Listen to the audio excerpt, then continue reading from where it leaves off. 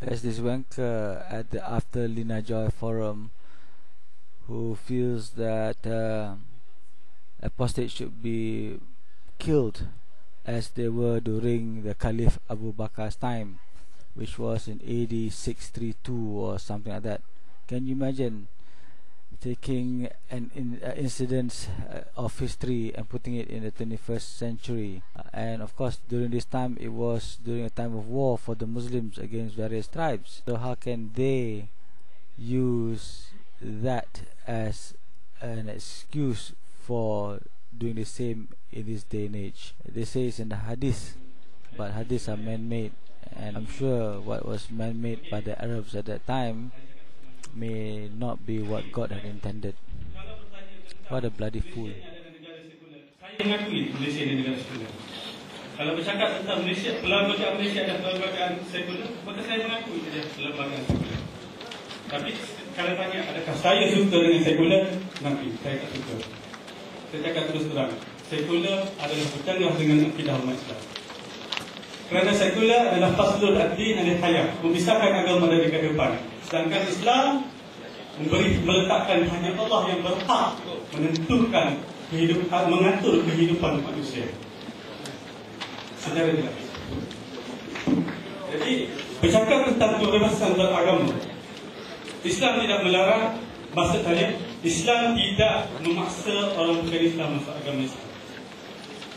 Tetapi untuk keluar pada agama Islam, maka ada undang-undang yang telah dinyatakan dalam hadis yang menyatakan barang siapa yang keluar daripada agama dia, maka dia dihukum bunuh. Okey, baik. Soalan dia kata, Dr. Azmi cakap tadi, perkara ini diada-adakan oleh para ulama. Jadi adakah tindakan Abu Bakar sebagai khalifah yang pertama membunuh, memerangi golongan murtad itu adalah tindakan diada-adakan? Adakah yang dikeluarkan oleh ulama-ulama seperti Imam Syafi'i, imam mazhab yang lain menyatakan bahawa apostasy is prohibited, pada siapa-siapa yang murtad akan dibunuh adalah perkara yang diada-adakan, sedangkan hadis yang menyatakan tentang murtad itu adalah perkara yang perlu dibunuh itu adalah hadis mutawatir. Dr. Azmi, saya kata boleh belajar tentang pengkajian hadis. Okey. Okey, saya dah itu saja. Terima kasih. Thank you very much.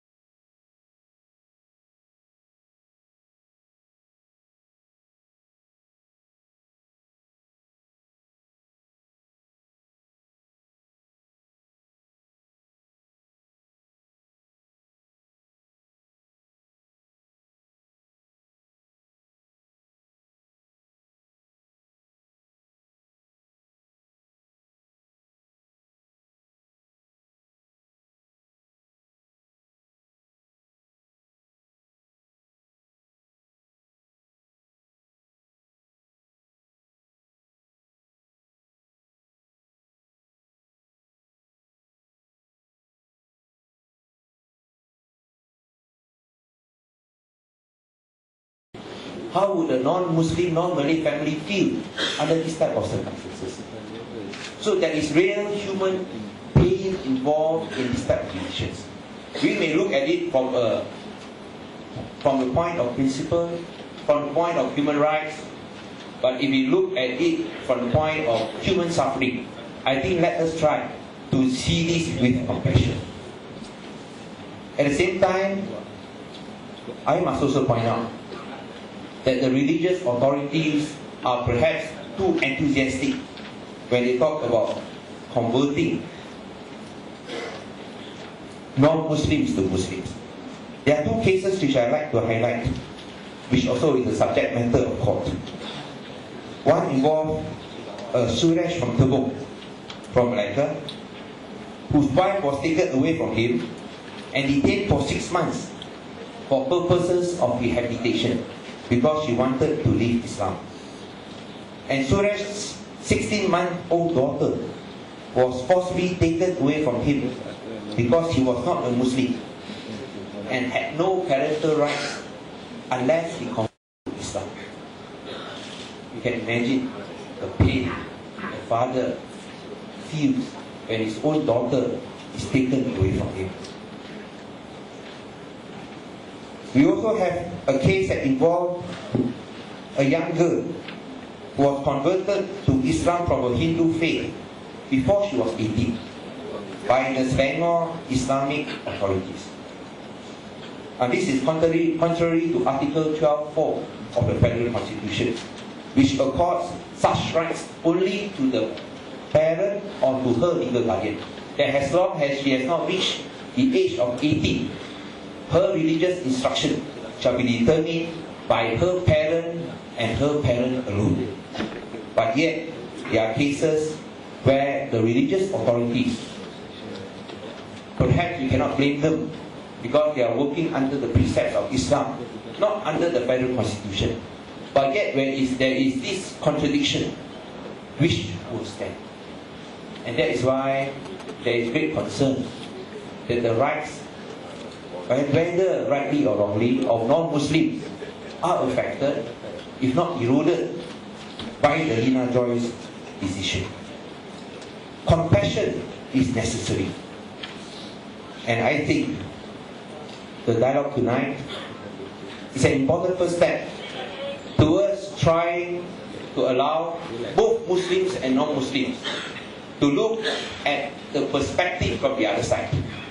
Let me be very frank. I think most of us discusses questions of religion with our own.